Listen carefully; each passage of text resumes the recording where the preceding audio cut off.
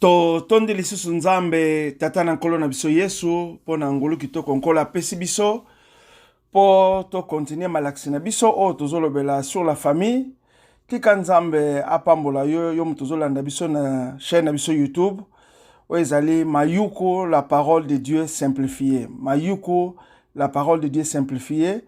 Partagez en bande ko mususu esunga bango pe tika nzamba pambola yo pona tango oyo pesi pona koyokola banzambe lelo toni kolobela sur les fiançailles. Alors tika to bondela nzambe na biso tata na nkolo sumasia to pesi merci poza malamu pona Israël poza malamu pona bato baza mitema peto tika yawe liloba na yo ebulisa biso plus parce que Bible lobi na biso bo bulisa mi déjà na liloba tika te liloba oyo nzambe elongola kufa pepe sa bomoi to bonde libongo na kombo na Yesu o azali nkolo pombix na biso to lobi amen.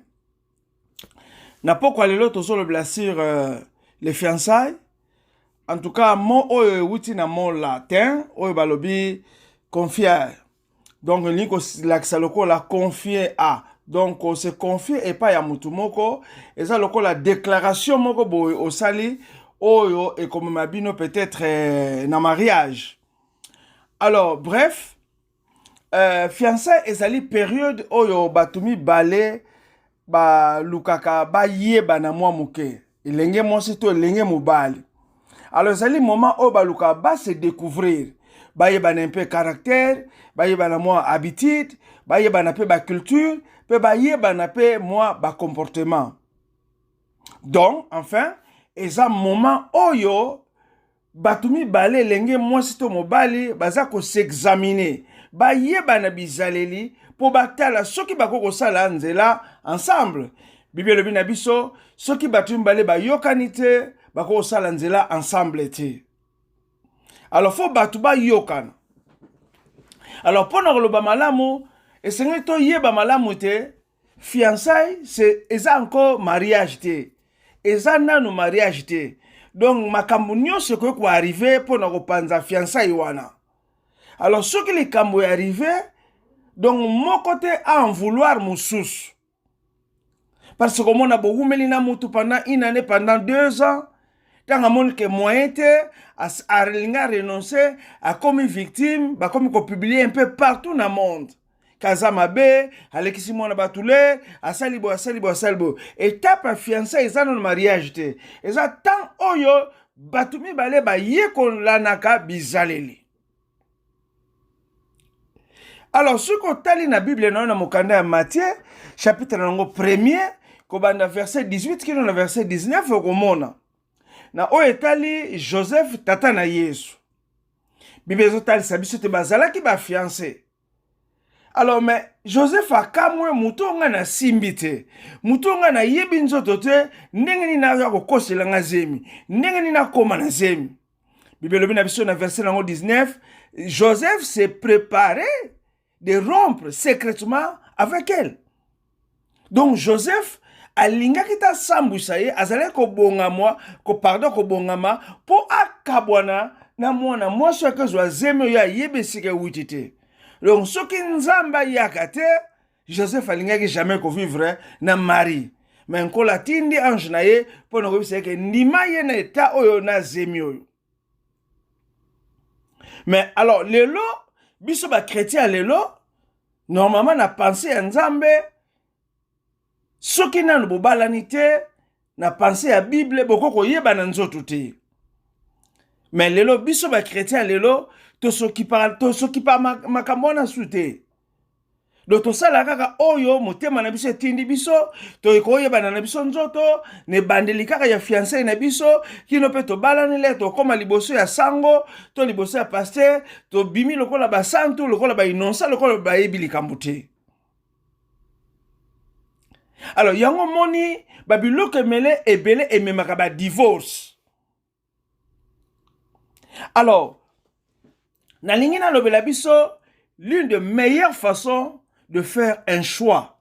Donc, si on a l'une des meilleures façons, cela veut dire que la façon d'aller est belle et malamu. Mais on a poni moyen moko on a koko sunga yo na no balite oye bandenge ni koko sala choix ya fiançailles. Donc au départ avant ça la choix ya fiançailles, na conseiller yo, tu dois d'abord t'investir sur la personne que tu veux t'engager avec elle. Et sengelo yekola nanu mutu ango. Zwa tan yekola. Banda ko s'investir. Banda ko luka mwa muke lokola mutu asaka na FBI. O yeba mwa muke mwa d'information et belé à propos. Yandeko wana. Oyo lingo bala. Donc, eza na mwa ba démarche moko oyo koki kolanda. Nengna sunga yo na quelques démarches. Oko zwa papier, ozo noter biloko yo. Biloko yeko salisa yo mingi. Alors, ko eza 7 points on ngena lakisa yo, ndenge nini okoki ko sala ba démarche tango lingo linga mwasi. Alors, début nango eza na lettre oyo ki. Cette fois, alors ba ki wana oko remplir yango ki ya liboso ezali ki. Ozo lingo s'engager na nani. Eloko ya liboso ki olingo s'engager na ye, et puis mutami bale, quel âge? Oyeba âge ya mutu oyo lingi o s'engager na ye. Askaza mir, to azana no adolescent. Ki ya misatu, esengolo yeba aza mutu ya tribunine.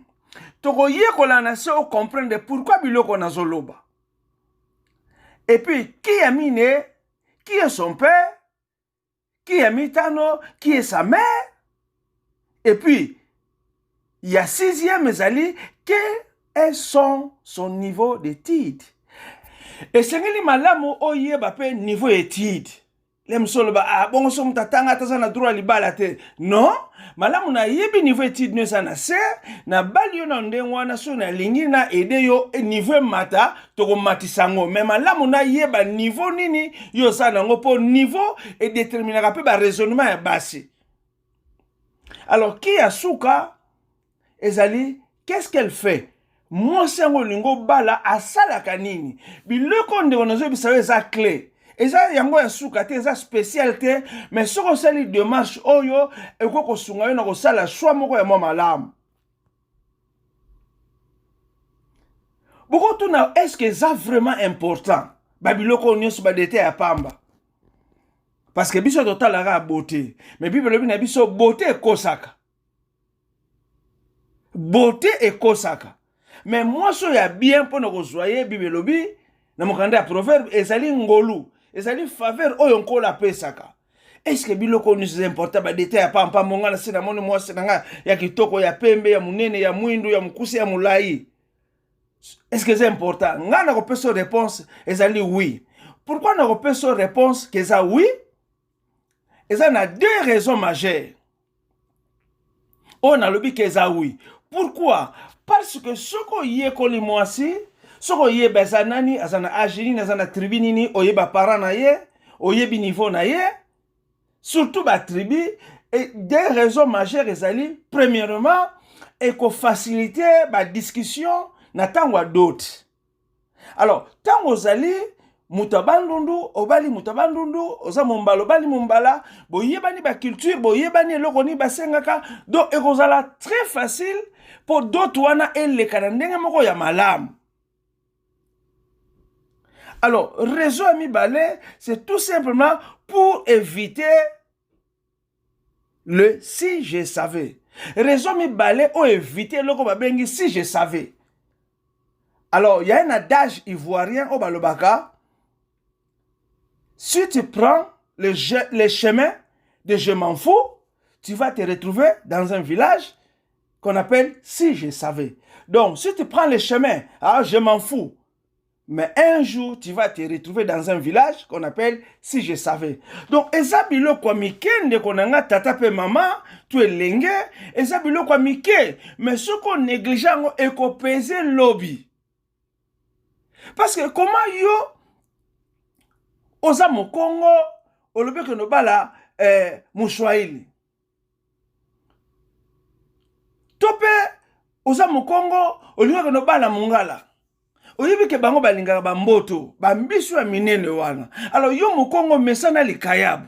Alors tango siko mama kolinga lamba mboto komo combattre azosala ba dépense inutile. Et puis okoko bala ekolo Mouchouaili, oyebi bango balingaka bok. Et il faut supporter na babok na ye. Donc chaque école a na bizaleli na ye, a na ba totem na ye. Donc avant de s'y engager, essayons de prendre toutes les précautions possibles pour éviter si je savais. Ce qui total dans le livre de Genèse chapitre 24, Abraham azotinda moko ba serviteur na Genèse chapitre 24. Tanga onyo se osalisa yo. Abraham azotinda moko ba serviteur na ye akendo lukela mwana ye mwasi. Mais à préciser, alors d'abord tiens le boko na lokolo na ngai na mopende na ngai jure que okozulanga kaka okozula mwana nga mwasi na famille na biso et non pas na famille mususu. Abraham c'est le père de la foi. Abraham, père de la foi, mais il a voulu prendre des précautions. Et a précisé à lui que nous n'avons pas moussouté. Nous avons père de la foi, mais nous avons kilo zangatina. Zonga na famille na biso, luka mwasi po na mwana na ngai. Et ezalaki ndenge wana, ndenge Abraham atinda ke salama. Donc c'est mieux de connaître la personne et l'accepter telle qu'elle est. Pour que demain, tu n'acquises personne. Donc, mieux vaut oyeba mutu, malamu, peut ou accepter na ba faiblesse na ye, na ba qualité na ye, na nyonso.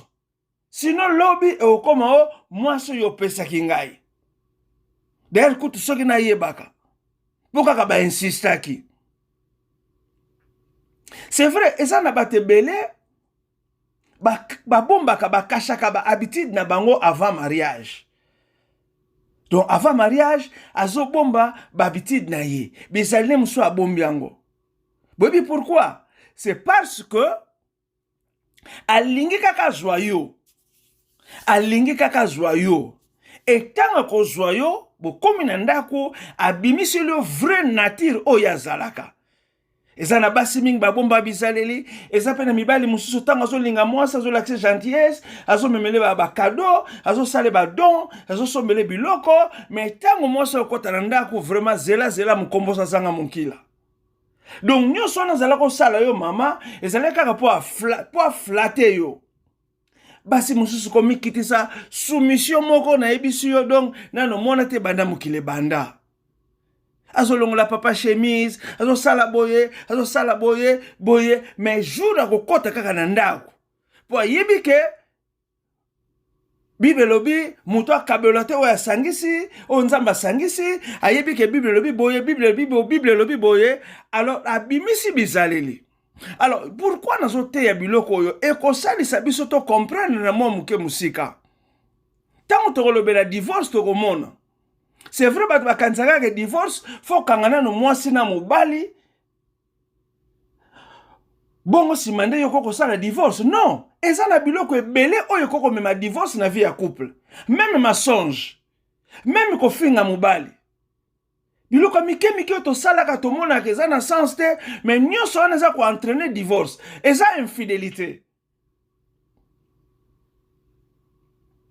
Alors obomba ki bizaleli si ko bimisi bizaleli, au komi lion, alors so mutako ko supporter lion te, me fa kimana ye.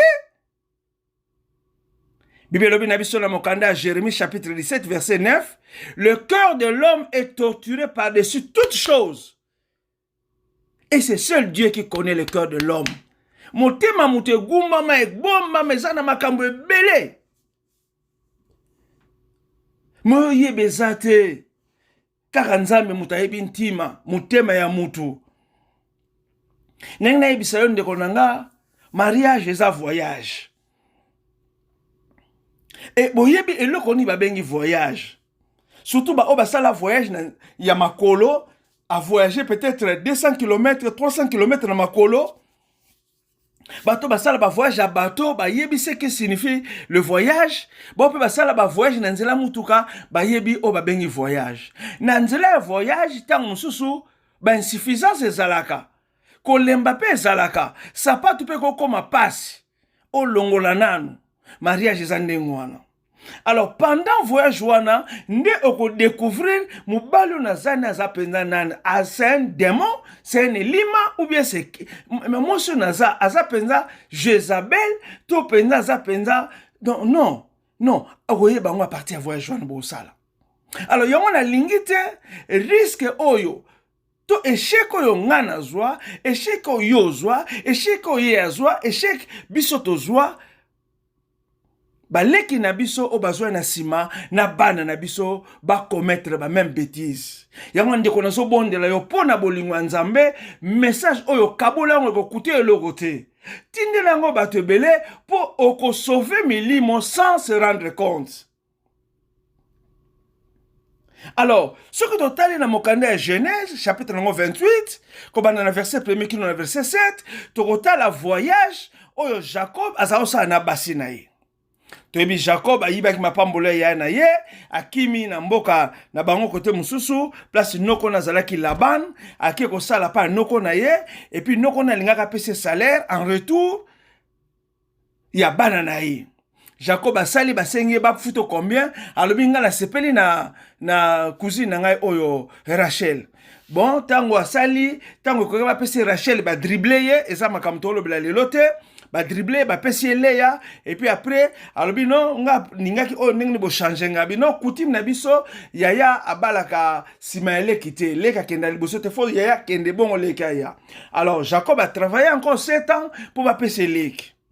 Alors, tant que PCL qui a travaillé, ça qui fatigué, alors bon, ça va tika toke na biso.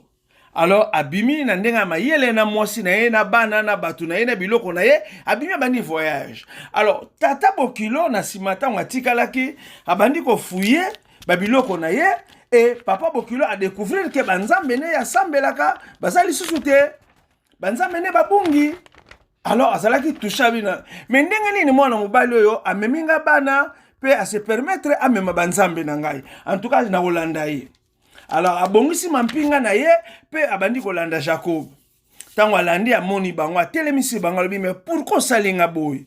Omeminga bana sans que na embrasser bana na ngai, okimi na bango lokola muyibi et puis en plus de cela, olotikelanga banzambe na nga omemi bango lisusu. Alors Jacob alobi, en tout cas fouiller na ba bagage nanga, fouiller na batu nanga, c'est ce que omoni nzambe na yo, muto yo komona nzambe ne pa na ye, en tout cas zo mériter liwa. Ndeko na ngai, bi pona pona. Non, o aza mwasi na zwaki na prophétie. O na mwasi na zwaki na révélation. Ndeko na ngai, o kozwa mwasi moko tant bosa la voyage, to na kata libala, nzoka sa yiba banzambe batata na bango. Asa mema, atia na ndaku. Okende bo misale zo tambola te, santé problème, makambuto kangama, mais yes, asa na innocente. Tant Jacob, plutôt là-bas, na bandi ko fouiller na ba biloko wana, a comme pas ya moi ni Rachel a kosi tata na yeke non abi papa nazana o eza ordinaire pour na femme donc to lo bakaka lobi ke papa na période de règle donc moi na tele mezatene na fandi boy nzoka zwaki banzamba tata na ye atie na se afandi liango. Alors bi pona oke nzo mutu moko a memelo ba problème banzambe na bango basambela na libota na bango oyo yebite e ko memela yo ba difficulté mingi. Et sengelo yeba nani zo tambola na ye. Et yeba ke conséquences zalaki nini. Maloba oyo Jacob alobaki finalement tango Rachel akende ko bota a perdaki fi na ye. Parce que ba lakela ki déjà liwa. Alors na lingo comprendre loko moko. Attitude oyo eko ko mema divorce. Attitude oyo eko mema liwa. Zala yo yebisa mobali na yo alinga bala yo yebisa ye bolembu na yo nyonso yebisa mwasi na yo bozoba na yo nyonso zuwa na yo soki kanda na yo soki nini yebisa ye comme ça atala est-ce que oza moto ya ko tambola na ye to oza moto ya ko tambola na ye comme ça azwa décision dès le départ. Mais ce que je bizali le bombe et que comme nanda ko bimisi en tout cas ndeko mwasi pe ndeko mobali ce que père de mwasi no akimi pona bizali no mabe to ndeko mama ce que mbali no akimi pona bizali no mabe ko en vouloir mutute yango to un intérêt ya ko yekola pe ko tambola malamu pe ko sala malamu tika nzamba salisa yo na liloba oyo yoki na tongo lelo esunga yo pe tika te o partager chaîne na biso YouTube ndenge nalobaki ne bandeli chaîne na biso YouTube soko beti kaka Mayuku la parole de Dieu simplifiée ozwa biso na chaîne na biso ya YouTube. En tout cas, partagez yango na bandeko ebele eza po na bolamu bibelobi bozwi ofele bo pesa ofele. Eza po na royaume, eza po na gloire ya mutu te oko sauver ba famille. Batu mingi balinga basala bapa, bakozonga marche en arrière, pe bako examiner alors lobi tokozala na ba foyer o etonda ba trouble te. Lenge na lobaki na suka ya mate ya liboso to bandaki sur les célibataires que ba basi oyo ba para ya ba mama na biso ba ponela bango. Non, c'est formidable. Pourtant bazaki na village bazali observer mwana mwasi wana alamukaka na tongo akende otoka mai asukulaka na ere moka bien asalaka misala bazaka observer non mwana na biso fa bala na famille wana atali tata na bango na mama na bango babeta na makofi te atali bizalela ato ayekola bi mama na bango azabie tata na bango azabie en tout cas baza famille ya kimia. Alors tango bazwi tango yekola wana balobi no mwana na biso akobala mwana na bino. Alors bazo kufa mibange biso na sa prophétie nganzambe na bino na lobi André faut bala Jeannette nganzambe na lobi Andra Zuko banga abali Jeannette. Mais tant bakoma na ndako nzambe ka mutayebi. Tika nzamba salisa biso, nzamba pambola yo muto pesi tango no pona kolandelo banzambe, nzamba ko permettre to kutana poto lobela na o etali mariage, ndeko kozanga rendez-vous ote. Donc kota na chaîne biso YouTube, Mayuku la parole de Dieu simplifiée. Rolanda matin na biso pe partageons na bande ko mususu pona lokomo ya Yesu Kristo. Tika nzamba pambola yo na lingaka yo na kombo na Yesu.